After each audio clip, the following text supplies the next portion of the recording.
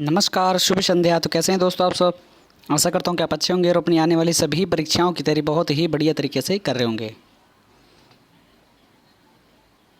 दोस्तों आज का जो आपका मॉक टेस्ट होने जा रहा है ये अति महत्वपूर्ण मॉक टेस्ट होगा। जितने भी हमारे जेएनयू, बीएचयू, डीयू और एएमयू में 2021 के एंट्रेंस के लिए फॉर्म फिल किए हैं एमए हिंदी से, तो उनके लिए मॉक टेस्ट बहुत ही कारगर सिद्ध होने वाला। तो साथियों जितने भी आपको इसके अंदर क्वेश्चन कराए जाएंगे उन सभी प्रश्नों को ध्यानपूर्वक करिए और साइड में एक कॉपी ले लीजिए। वहाँ जाके आप नोट डाउन करते रहें कि आपका कितने क्वेश्चन ठीक होते हैं। जितने क्वेश्चन ठीक होते हैं उसका स्कोर आप मुझे कमेंट बॉक्स में बताएंगे। तो बढ़ते हैं फिर अपने हम मॉक टेस्ट की तरफ। तो मॉक टेस्ट में हमारे 100 क्वेश्चन होंगे, 100 मार्क्स के होंगे, जो कि हमारा ये पहला मॉक टेस्ट होगा। और ये मॉक टेस्ट आपको जब तक प्रोवाइड कराए जाएंगे जब तक आपका जेएनयू का एग्ज़ाम नहीं हो जाता। फिर उसके बाद हमारा ड्यू का एग्ज़ाम है जो कि 28 तारीख तक है लमसम, तो हम उसके लिए भी प्रोवाइड कराएंगे आपको 100 के 100 क्वेश्चन, जिसमें कि आपका स्कोर कितना आता है वो आप हमें कमेंट बॉक्स में बताएंगे। तो बढ़ते हैं अपने फिर हम मॉक टेस्ट की तरफ। साथियों चैनल पर पहली बार विजिट करने वाले उन सभी साथियों से कहना चाहूँगा दोस्तों चैनल को सब्सक्राइब कर लीजिए। दोस्तों यहाँ पे आपको जेएनयू, बीएचयू, जामिया और ड्यू से आने वाली प्रत्येक इन्फॉर्मेशन सबसे पहले प्रोवाइड कराई जाती है। समझ गए। ये दोस्तों चैनल जो है हमारा हिंदी साहित्य, हिंदी के लिए तो महत्वपूर्ण है ही, बाकी कोई भी यूनिवर्सिटी से कोई भी इन्फॉर्मेशन निकल के आती है तो सबसे पहले प्रोवाइड आपको कराई जाती है। तो वीडियो को दोस्तों जल्दी से कर दीजिए लाइक और ज़्यादा से ज़्यादा से शेयर कर दीजिए। अपने जितने भी आपके ग्रुप हैं, कोई सा भी ग्रुप आपका व्हाट्सअप का, टेलीग्राम का या जिसका भी ग्रुप हो, जल्दी से जल्दी शेयर कर दीजिए। तो शुरू करते हैं अपना फिर हम मॉक टेस्ट। तो ये जो आपका दोस्तों मॉक टेस्ट होना है फुल मॉक टेस्ट होगा। इसको फुल मॉक टेस्ट की श्रेणी में रखा गया है जो कि एमए हिंदी के लिए है। समझ गए। केवल एमए हिंदी के लिए, जिसमें जेएनयू, बीएचयू, ड्यू और एएमयू के लिए होगा ये पेपर। बात कर लें कि आगे इसमें क्वेश्चन कितने होंगे और क्या क्या हमारा इसके अंदर रहने वाला है। तो हमारे 100 क्वेश्चन होंगे, 100 मार्क्स होंगे। टाइम इसका 3 घंटा है, पर जो हमारा जेएनयू के हिसाब से 3 घंटा, पर यहाँ पे आपको 1 ही घंटा मिलेगा। 1 डेढ़ घंटे में आपका पूरे क्वेश्चन कराए जाएंगे। तो नेगेटिव मार्किंग नहीं है, तो जितने क्वेश्चन हो उनके सभी के आंसर लगाने का प्रयास करना। बात कर लेते हैं बेस्ट स्कोर की। तो बेस्ट स्कोर आपका 100 में से कितना कितना रहता है बताना मुझे ज़रूर। देखिए जितने भी मेरे साथी 100 में से जिसके 100 से 90 के बीच में आएंगे तो एक्सीलेंट, बहुत ही बढ़िया आपकी तैयारी चली, बहुत ही बढ़िया है स्कोर आपका। आपको जेएनयू में एडमिशन लेने से कोई नहीं रोक सकता। समझ गए। 100 में से अगर आपके 90 बनते हैं, 90 से 100 के बीच में, और यहाँ पे 90 से 80 के बीच में, तो वेरी गुड, बहुत बढ़िया। और अगर आपके 80 से 70 के बीच में बनेंगे तो गुड। समझ गए। ये आपका बेस्ट स्कोर का रहने वाला है। तो शुरू कर लेते हैं अपने फिर हम जल्दी से मॉक टेस्ट। जितने भी साथी हैं सारे के सारे लाइव आ जाइए। तो क्वेश्चन नंबर पहला आपकी स्क्रीन पर आ चुका है। सभी साथी आंसर लगाने का प्रयास करेंगे। हिंदी कवियों का प्रथम व्रत संग्रहकार कौन है बताइए। आपको ऑप्शन नहीं बताए जाएंगे इसके अंदर, डायरेक्ट आपको आंसर बताऊंगा इसके अंदर मैं। तो बताइए इसका सही विकल्प क्या होने वाला है। तो आशा करता हूँ मेरे सभी साथियों ने इसका विकल्प लगा दिया। तो option number C, option number C इसका सही विकल्प होगा। बढ़ते हैं फिर दूसरे क्वेश्चन की तरफ। तो क्वेश्चन नंबर दूसरा आपकी स्क्रीन पर आ चुका है। यहाँ आपको बताना है पादरी F.A. कई द्वारा लिखित ग्रंथ हिंदी साहित्य इतिहास के ग्रंथ किस नाम से प्रकाशित हुआ। ये आपको बताना है पादरी F.A. कई का जो आपका हिंदी साहित्य का जो इतिहास ग्रंथ है वो किस नाम से है। जल्दी से देखिए, 4 ऑप्शन दिए गए, जल्दी से आंसर लगाने का प्रयास करिए। देखें और जल्दी से उत्तर बताएं। तो आशा करता हूँ मेरे सभी साथियों ने इसका विकल्प लगा लिया होगा। समझ गए। तो बताएं इसका क्या आंसर हो जाएगा। तो option number C, a history of Hindi literature इनका ग्रंथ है। किनका, पादरी F.E. कई। तो समझे इसका, ये इनका ए हिस्ट्री ऑफ हिंदी लिटरेचर है। बढ़ते हैं तीसरे क्वेश्चन की तरफ। क्वेश्चन नंबर तीसरा आपकी स्क्रीन पर आ चुका है। जल्दी से प्रयास करना उत्तर लगाने का। हिंदी साहित्य का सर्वाधिक व्यवस्थित और लोकप्रिय इतिहास ग्रंथ कौन सा है बताइए। 4 ऑप्शन दिए गए हैं, चारों में से सही विकल्प लगाने का प्रयास करना मेरे साथियों। तो आशा करता हूँ मेरे सभी साथियों ने इसका आंसर लगा लिया। तो ऑप्शन नंबर बी, हिंदी साहित्य का इतिहास। समझ गए। ऑप्शन नंबर बी इसका करेक्ट होगा। बढ़ते हैं चौथे क्वेश्चन की तरफ। क्वेश्चन नंबर चौथा आपकी स्क्रीन पर आ चुका है। हिंदी साहित्य के आदिकाल को आरंभिक काल नाम से किसने कहा था बताइए। चौथे का सही विकल्प क्या होगा। तो आशा करता हूँ मेरे सभी साथियों ने इसका आंसर लगा लिया होगा। तो मिस्र बंधु इसका सही विकल्प होने वाला है। बढ़ते हैं पांचवें क्वेश्चन की तरफ। क्वेश्चन नंबर पांचवा आपकी स्क्रीन पर। सभी के सभी विकल्प लगाने का प्रयास करिए। The modern vernacular literature of Hindustan के किस अध्याय में काल विभाजन का स्पष्ट दर्शन किया गया है। बताइए कौन सा है। तो आशा करता हूँ सभी साथियों ने लगा लिया होगा, तो 12वें में किया था। ऑप्शन डी सही होगा। बढ़ते हैं छठे क्वेश्चन की तरफ। क्वेश्चन नंबर छठा, शिलाओं पर लिखा गया काव्य, शिलाओं पर लिखा हुआ काव्य कौन सा है, जल्दी बताइए। तो option number D Raul well सही होगा इसका आंसर। बढ़ते हैं 7वें क्वेश्चन की तरफ। ये बताना है आपको किसका है। आशा करता हूँ सभी साथियों को पता होगा। देसिल आन सब जन मिठा किसका है बताइए। आशा करता हूँ सभी साथियों को पता होगा इसका आंसर 7वें का। तो ऑप्शन नंबर सी विद्यापति जी एकदम करेक्ट आंसर हो जाएगा। बढ़ते हैं 8वें क्वेश्चन की तरफ। क्वेश्चन नंबर 8वां आपकी स्क्रीन पे आ चुका है, जल्दी से प्रयास करिए आंसर लगाने का।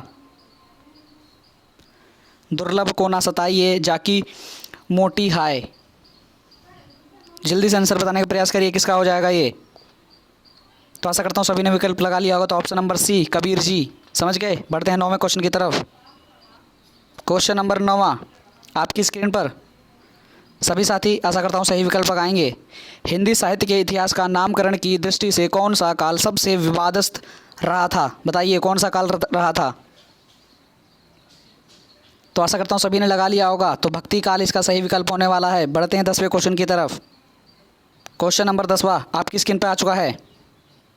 सभी साथी सही आंसर लगाने का प्रयास करना। भक्ति काल को हिंदी साहित्य का स्वर्ण युग कहा जाता है क्योंकि 4 ऑप्शन दिए गए हैं, चारों में से सही विकल्प लगाइए, जल्दी से पढ़िए और जल्दी से बताइए।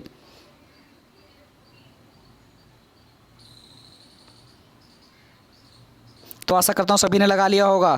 तो ऑप्शन नंबर बी इस काल की रचनाएं अत्यंत लोकप्रिय और उत्कृष्ट थीं, समझ गए, इसलिए भक्ति काल को हिंदी साहित्य का स्वर्ण युग कहा जाता है। बढ़ते हैं 11वें क्वेश्चन की तरफ।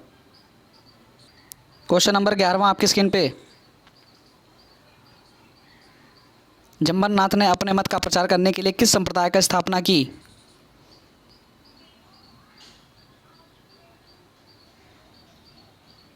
तो ऑप्शन नंबर डी विष्णुई संप्रदाय। बढ़ते हैं 12वें क्वेश्चन की तरफ। क्वेश्चन नंबर 12वां आपकी स्क्रीन पर। वैष्णव धर्म के 4 प्रमुख आचार्यों में से किसने अपने सिद्धांतों में भक्ति और ज्ञान का समुच्चय माना, बताइए। पढ़िए और सही विकल्प लगाने का प्रयास करिए, ऑप्शन आपके सामने हैं। तो ऑप्शन नंबर ए रामानुजाचार्य इसका सही विकल्प होगा। रामानुज, समझ गए, रामानुज इसका सही विकल्प होगा। बढ़ते हैं 13वें क्वेश्चन की तरफ। क्वेश्चन नंबर 13वां आपकी स्क्रीन पर। भक्ति आंदोलन को दक्षिण से उत्तर भारत लाने का जो श्रेय जाता है किसे जाता है। तो आशा करता हूँ सभी सही विकल्प लगाएंगे। तो यहाँ पर टाइम में एंड होता है, यहाँ पे हो जाएगा ऑप्शन नंबर बी संत रामानंद इसका सही विकल्प होगा। बढ़ते हैं फिर 14वें क्वेश्चन की तरफ। तो यहाँ पे आ गया आपका 14वां क्वेश्चन, जल्दी से मिलान करेंगे सभी के सभी। तो शुरू करते हैं फिर अपने हम मिलान। श्री संप्रदाय बताइए किसका है, रामानुज, 4th ऑप्शन ठीक हो जाएगा। फिर पढ़ते हैं ब्रह्म संप्रदाय किसका है, मध्वाचार्य जी। रुद्र संप्रदाय जल्दी से बताइए, विष्णु स्वामी। शनक संप्रदाय जल्दी से बताइए, ऑप्शन नंबर फर्स्ट, समझिए ये इसका मिलान होगा सही। आशा करता हूँ मेरे सभी साथियों का ये मिलान ठीक होगा। बढ़ते हैं फिर 15वें क्वेश्चन की तरफ। क्वेश्चन नंबर 15वां आप सभी की स्क्रीन पर। 84 वैष्णव की वार्ता और 200 वैष्णव की वार्ता वस्तुतः है क्या, बताइए।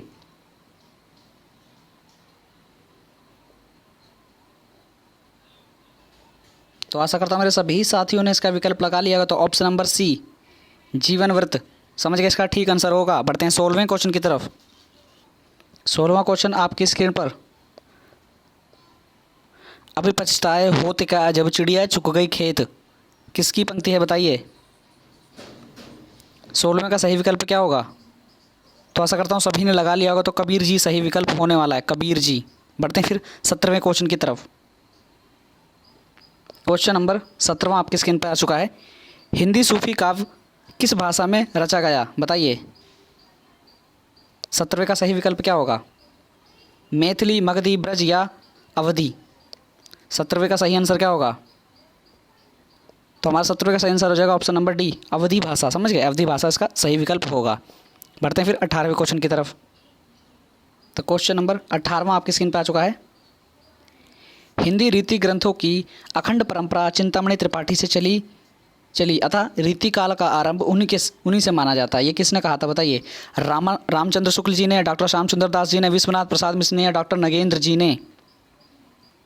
हिंदी रीति ग्रंथ की अखंड परंपरा चिंतामणि त्रिपाठी से चली अतः रीति काल का आरंभ उन्हीं से माना जाता है। तो किसने कहा था? 18वें का आंसर हो जाएगा हमारा ए, रामचंद्र शुक्ल जी ने कहा था। समझ गए। तो बढ़ते हैं फिर 19वें क्वेश्चन की तरफ। तो क्वेश्चन नंबर 19वां आपकी स्क्रीन पर आ चुका है। सभी साथी सही विकल्प लगाएंगे। डॉक्टर राम कुमार वर्मा ने हिंदी साहित्य के उत्तर मध्यकाल के लिए कौन सा नाम उपयुक्त माना? बताइए कौन सा? रीतिकाल, श्रृंगार काल, कला काल या अलंकृत काल? बताइए सही विकल्प क्या होने वाला है?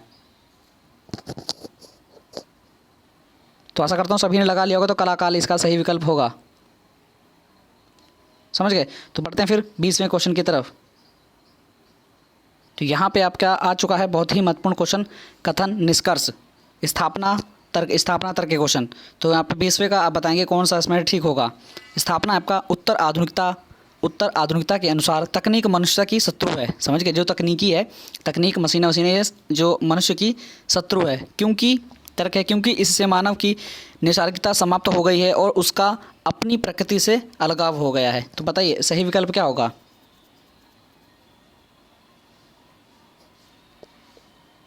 तो जितने भी मेरे साथी स्थापना को सही बता रहे हैं तो एकदम करेक्ट हो जाएगा। ये एकदम ठीक है कि जैसे जैसे उत्तर आधुनिकता काल जैसे जैसे आने लग रहा है वैसे तकनीकी जो है उसमें मनुष्यता की शत्रु बन गई। क्योंकि उसमें बहुत सारी मशीनों का प्रयोग है, अच्छी अच्छी चीज़ों का प्रयोग है, तो वहाँ शत्रु हो जाती है, काम नहीं मिल पाता है। समझ गए। और यहाँ पर जो दूसरा दिया गया तर्क, तो यहाँ तर्क भी एकदम ठीक है। तो ऑप्शन नंबर ए हमारा एकदम ठीक हो जाएगा। तो 20वें का हमारा करेक्ट आंसर होगा ऑप्शन नंबर ए। बढ़ते हैं फिर 20वें क्वेश्चन की तरफ। 21वां क्वेश्चन दोस्तों आप सभी की स्क्रीन पर। निम्नलिखित रचनाओं का सही अनुक्रम बताना है। पहले क्या हो जाएगा? तो ए में देख लेते हैं। हमारा सबसे पहले आई कीर्तिलता, रामचरितमानस, रसराज या प्रियप्रवास। फिर बी में देखेंगे हम प्रियप्रवास, रसराज, रामचरितमानस या कीर्तिलता। या सी में देखेंगे हम रामचरितमानस, प्रियप्रवास, कीर्तिलता या रसराज। फिर ऑप्शन डी में देखेंगे हम रसराज, प्रियप्रवास, कीर्तिलता या रामचरितमानस। बताइए सही विकल्प क्या होगा 21वें का? तो यहाँ पे हमारा सही विकल्प जाने वाला है ऑप्शन नंबर ए पे। सबसे पहले आई अपना कीर्तिलता, फिर रामचरितमानस, फिर रसराज, फिर प्रियप्रवास। समझ गए। ऑप्शन नंबर 21 का ए एकदम ठीक होगा। बढ़ते हैं फिर 22वें क्वेश्चन की तरफ। तो यहाँ पे आपका आ गया है 22वां प्रश्न। तुलसीदास की किस रचना का संबंध ज्योतिषी से है? ज्योतिष से। बताइए क्या होगा? तो 22वें का हमारा जो यहाँ पे सही विकल्प जाने वाला है रमज्ञा प्रश्न, ऑप्शन नंबर डी। समझ गए। 22वें का ऑप्शन नंबर डी इसका सही विकल्प होगा। बढ़ते हैं फिर 23वें क्वेश्चन की तरफ। तो 23वां क्वेश्चन आ चुका है। 23वां क्वेश्चन आपका छा ध्वनि से उच्चारण स्थान है। बताइए क्या हो जाएगा 23वें का? तो ऑप्शन नंबर 20 का सही विकल्प हो जाएगा। समझ गए। Option number B. बढ़ते हैं फिर 24वें क्वेश्चन की तरफ। क्वेश्चन नंबर 24वां आपकी स्क्रीन पर आ चुका है। सभी साथी सही विकल्प लगाएंगे। कभी कुछ ऐसी तान सुनाओ जिससे उथल पुथल मच जाए। किसकी पंक्ति हैं? बताइए। बालकृष्ण शर्मा नवीन जी की, राम नरेश त्रिपाठी जी की, या माखन लाल चतुर्वेदी जी की, या सोहन लाल द्विवेदी जी की? 24वें का सही विकल्प आप क्या लगाएंगे? कभी कुछ ऐसी तान सुनाओ जिससे मन जो है उथल पुथल मच जाए। तो हमारा 24वें का सही विकल्प जाएगा इसके अंदर बालकृष्ण भट्ट। इसकी ये पंक्ति हैं, किसी बालकृष्ण भट्ट जी की पंक्ति हैं। 24वें का आंसर हो जाएगा ए। बढ़ते हैं फिर 25वें क्वेश्चन की तरफ। तो यहाँ पे आके आ चुका है 25वां क्वेश्चन। यहाँ हमने 25 क्वेश्चन कंप्लीट हो चुके हैं मात्र आपके केवल 14 मिनट में। समझ गए। 14 मिनट में आपने 25 क्वेश्चन कंप्लीट कर दिए हैं। समझ गए। तो ताजमहल बनवाने का टेंडर किसने लिया था? बताइए। ट्रिक बनाएंगे हम। ताजमहल का टेंडर किसकी रचना है, किसका नाटक है? बताइए। तो आपको सबसे पहले तो इसमें याद रखना है कि ताजमहल का टेंडर आखिर है क्या, किस विधा की रचना। तो आप सबको टेंडर पर इसमें पता चल जाएगा कि नाटक है। और आपको बताना फिर इसमें से किसका है, अजय शुक्ल जी का, स्वदेश दीपक जी का, सुशील कुमार जी का, या नरेश जी का। बताइए 25वें का सही विकल्प क्या होगा? तो ताजमहल का टेंडर किसने लिया था बताइए? तो ऑप्शन नंबर ए अजय जी ने लिया था। अजय शुक्ल जी ने कहा कि मैं आज ताजमहल का टेंडर लूँगा ताजमहल को बनवाने का। तो ये नाटक है किनका? अजय शुक्ल जी का। बढ़ते हैं फिर 26वें क्वेश्चन की तरफ। तो क्वेश्चन नंबर 26वां आपका आ गया है, पत्रिकाएं दी हुई हैं, आपको उनका सही क्रम बताना है। सही क्रम याद कर रखा होगा तो सही क्रम इसमें बताना क्या हो जाएगा इसका सही क्रम, समझ गए? 26वें में तो हम देखेंगे ऑप्शन ए में है हमारा पूर्वाग्रह, कथादेश, मतवाला और हिंदुस्तान। दूसरे में देखेंगे हम हिंदुस्तान, कथादेश, पूर्वाग्रह या मतवाला। सी में मतवाला, फिर हिंदुस्तान आई, फिर पूर्वाग्रह आई, फिर कथादेश आई।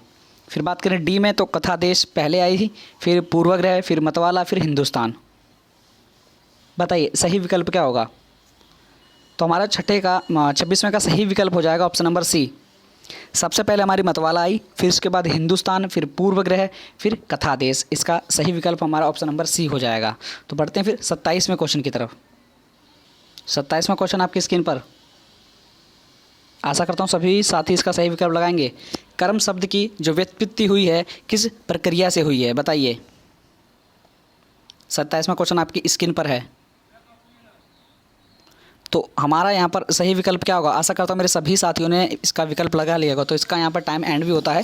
तो हमारा 27वें का सही चला जाएगा ऑप्शन नंबर डी, तद्भव। कर्म शब्द की व्युत्पत्ति कहाँ से हुई है? तद्भव से हुई है, समझ गए? तो बढ़ते हैं फिर 28वें क्वेश्चन की तरफ। क्वेश्चन नंबर 28वां आशा करता हूँ सभी को पता होगा। प्रयोगवाद को बैठे ठहले का धंधा किस आलोचक ने कहा? ए नंद दुलारे वाजपेयी जी, रामविलास शर्मा जी, शिवदान सिंह चौहान जी या नामवर सिंह जी ने? 28वें का सही विकल्प बताइए। तो आशा करता हूँ सभी ने लगा लिया होगा। तो नंद दुलारे वाजपेयी जी इसका सही विकल्प हो जाएगा ऑप्शन नंबर ए 28वें का, समझ गए? तो बढ़ते हैं फिर 29वें क्वेश्चन की तरफ। साथियों 29वां क्वेश्चन है आपका स्थापना और तर्क का। स्थापना है प्रयोगवाद केवल शिल्प का चमत्कार है। बताइए ये आपका स्थापना और ये आपका तर्क है आपका क्योंकि प्रयोगवादी कविता में कई नए शिल्पगत प्रयोग किए गए। बताइए सही विकल्प क्या होगा? Option number A, C, B या डी? प्रयोगवाद केवल शिल्प का चमत्कार है। तर्क है आपका क्योंकि प्रयोगवादी कविता में कई नए शिल्पगत प्रयोग किए गए हैं। 29वां का सही विकल्प बताइए। तो हम देखेंगे जो यहाँ पे स्थापना दी है प्रयोगवाद केवल शिल्प का चमत्कार है, तो ये हमारा एकदम गलत हो जाएगा, समझ गए? तो यहाँ पर ये सही नहीं है। बात करें कि तर्क क्योंकि प्रयोगवादी कविता में कई नए शिल्पगत का प्रयोग हुआ है, तो ये एकदम ठीक है, समझ गए? तो हमारा ऑप्शन नंबर यहाँ चला जाएगा ऑप्शन नंबर ए। पढ़ते हैं फिर 30वें क्वेश्चन की तरफ। क्वेश्चन नंबर 30वां आपकी स्क्रीन पे आ चुका है। सभी साथी मिलान करेंगे। उपन्यास दिए हैं, उनके लेखकों के साथ उनको सम्मिलित करना है, समझ गए? तो देखेंगे हम तमस, पीली आंधी, अंधेरे बंद कमरे और नीला चांद। आप सभी को उनके लेखकों के साथ सम्मिलित करना है। तो जैसे जैसे मैं सम्मिलित करता जाऊँगा वैसे वैसे आप देखते जाएंगे। तो हम देखेंगे सबसे पहले भीष्म साहनी। तो तमस किसका है? भीष्म साहनी जी का, आप सभी को पता होगा। फिर बात करें हम कि पीली आंधी, तो हमारा प्रभा खेतान जी, समझ गए? फिर अंधेरे बंद कमरे, ये किसका हो जाएगा दोस्तों? अंधेरे बंद कमरे ये हमारा मोहन राकेश जी का, समझ गए? एकदम ठीक हो जाएगा। फिर बात करें नीला चांद हमारा किसका है? डी का हमारा सही विकल्प होगा किसका? शिव प्रसाद सिंह जी का, शिव प्रसाद सिंह इसका सही विकल्प होने वाला है। तो ये इसका सही विकल्प होगा। आप सभी इसका सही विकल्प लगाने का प्रयास करें। बढ़ते हैं फिर अपने हम 31वें क्वेश्चन की तरफ। तो यहाँ पे आ गया आपका 31वां क्वेश्चन। यहाँ पे आचार्यों का सही क्रम बताना है आपको, देख लीजिए और सही से इसका आंसर लगाने का प्रयास करना। तो हम देख लेंगे सही विकल्प क्या होगा। तो ए में दिया है सबसे पहले आए ममट, फिर दंडी, फिर भामा, फिर आनंदवर्धन। फिर बी में पहले दंडी आए, फिर आनंदवर्धन आए, फिर ममट आए, फिर भामा आए। फिर सी में देखेंगे भामा, फिर दंडी, फिर आनंदवर्धन, फिर आखिरी में ममट। और बात करें कि डी में आनंदवर्धन, फिर भामा, फिर ममट, फिर दंडी।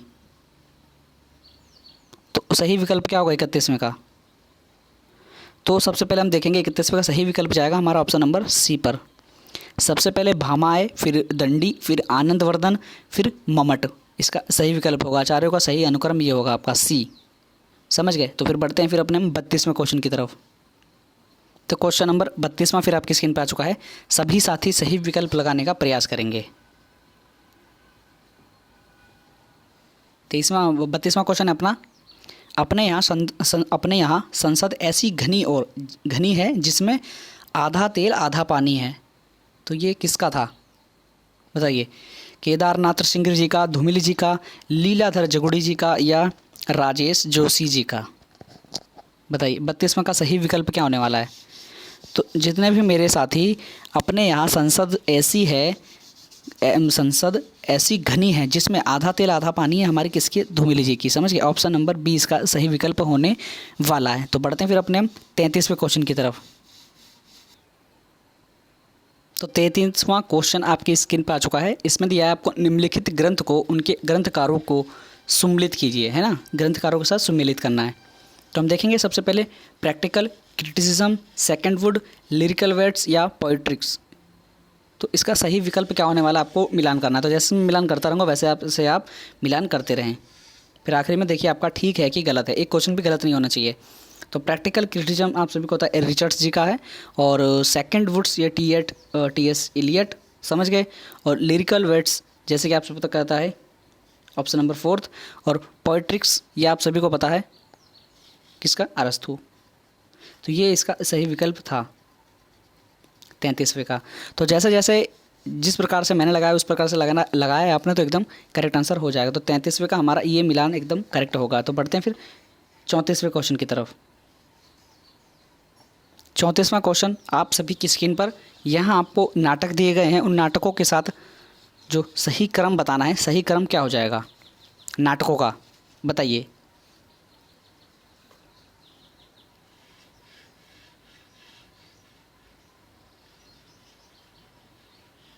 तो आशा करता हूँ मेरे सभी साथी इसका सही विकल्प लगाएंगे। 34 का जल्दी से जल्दी आप सही विकल्प लगाएं। तो हमारा यहाँ पे 34 का सही विकल्प चला जाएगा। कौन सा नंबर बताएं दोस्तों? Option number D. सबसे पहले भारत दुर्दशा, फिर प्रायश्चित, फिर अंधा युग, फिर कोर्ट मार्शल। समझ गए। ये इसका सही विकल्प था 34 का। तो बढ़ते हैं फिर अपने हम 35वें क्वेश्चन की तरफ। क्वेश्चन नंबर 35वां भी आपकी स्क्रीन पर आ चुका है। सभी साथी सही विकल्प लगाएंगे। संचार माध्यमों में प्रयोग होता है, क्या होता है? संचार माध्यमों में क्या प्रयोग होता है? ऑप्शन नंबर ए हिंदी का शासकीय रूप, बी हिंदी का साहित्यिक रूप, ऑप्शन नंबर सी हिंदी का व्यवहारिक रूप, या ऑप्शन नंबर डी हिंदी का शुद्ध व्यवहारिक रूप। बताइए। तो आशा करता हूँ मेरे सभी साथी इसका सही विकल्प लगाएंगे ऑप्शन नंबर 35 का। तो यहाँ पे हमारा जो सही विकल्प जाएगा ऑप्शन नंबर सी हिंदी का व्यवहारिक रूप। संचार माध्यम में प्रयोग होता है हिंदी का व्यवहारिक रूप, ऑप्शन नंबर सी। तो बढ़ते हैं फिर 36वें क्वेश्चन की तरफ। तो क्वेश्चन नंबर 36वां है आपका, निम्नलिखित सिद्धांतों और उनके चिंतकों के साथ सम्मिलित करना है। आपको मिलान करना है। केवल आप मिलान करेंगे, सही विकल्प बताता रहूँगा मैं आपको, और आपको केवल मिलान करना है। तो मिलान एक बार हम शुरू कर लेते हैं। फिर सबसे पहले देखेंगे हम अनुमितिवाद। तो इसका हमारा सही विकल्प चला जाएगा ऑप्शन नंबर 3, तीसरा हो जाएगा। फिर बात करें उत्पत्तिवाद, तो हमारा ऑप्शन नंबर 4 हो जाएगा। फिर बात करें कि हम साधारणीकरण, तो ये हमारा विकल्प चला जाएगा ऑप्शन नंबर 2। फिर अभिव्यक्तिवाद, तो ऑप्शन नंबर 1 ये इसका सही विकल्प था। सिद्धांतों और उनके जो चिंतकों के साथ सही मिलान। आप सभी ने आशा करता हूँ इसी प्रकार से मिलान किया होगा। तो बढ़ते हैं फिर अपने हम 37वें क्वेश्चन की तरफ। क्वेश्चन नंबर 37वां आपकी स्क्रीन पर आ चुका है। निम्नलिखित में से अर्धस्वर कौन सा है? बताइए। अर्धस्वर पूछा गया इसके अंदर। तो आशा करता हूँ मेरे सभी साथी इसका सही विकल्प लगाएंगे।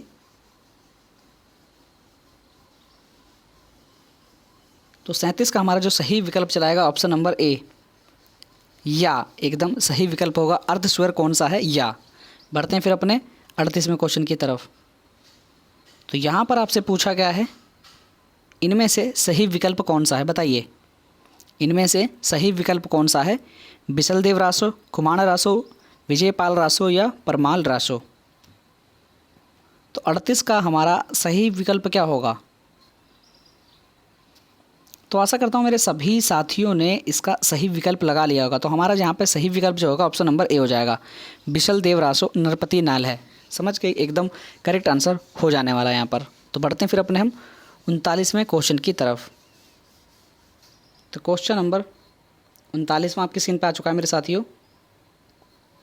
यथार्थ में कौन सी संधि है, बताइए।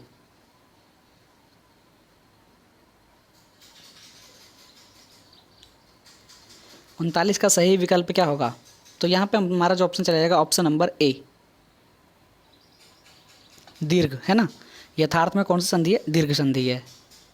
तो बढ़ते हैं फिर अपने 40वें क्वेश्चन की तरफ। क्वेश्चन नंबर 40वां आपकी स्क्रीन पे आ चुका है। दोस्तों, ये आपको जितने भी क्वेश्चन कराए जा रहे हैं, आप एक बार अपने सभी के सभी क्वेश्चनों के जितने जितने आपने ठीक करे हैं उन सभी को नोट डाउन जरूर करें। और आखिरी में जब मैं आपसे पूछूंगा आपके कितने क्वेश्चन ठीक हुए, तो उसका कमेंट बॉक्स से आप अपना उत्तर बताएंगे कि आपका कितने ठीक हुए, कितने ठीक नहीं हुए, कितने गलत हुए। क्योंकि इसमें कोई नेगेटिव मार्किंग नहीं थी। आपको जितने भी क्वेश्चन इसमें कराए गए हैं सभी के सभी मैं आंसर आपसे पूछूंगा। तो बताइए, यहाँ पे इतनी देर से आपकी स्क्रीन पे था, आवारा मसीहा किसकी रचना है? बताइए 40 का सही विकल्प क्या होगा था? आशा करता हूँ सभी को पता होगा। विष्णु प्रभाकर जी, विद्या निवास मिश्र जी, हरिवंश राय बच्चन जी या नरेंद्र शर्मा जी।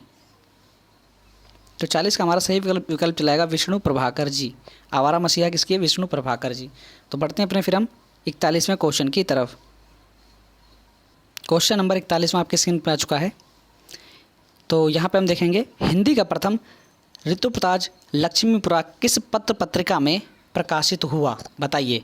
सरस्वती में, रूपवा में, रूपवा फिर समालोचक में या आपका हंस में?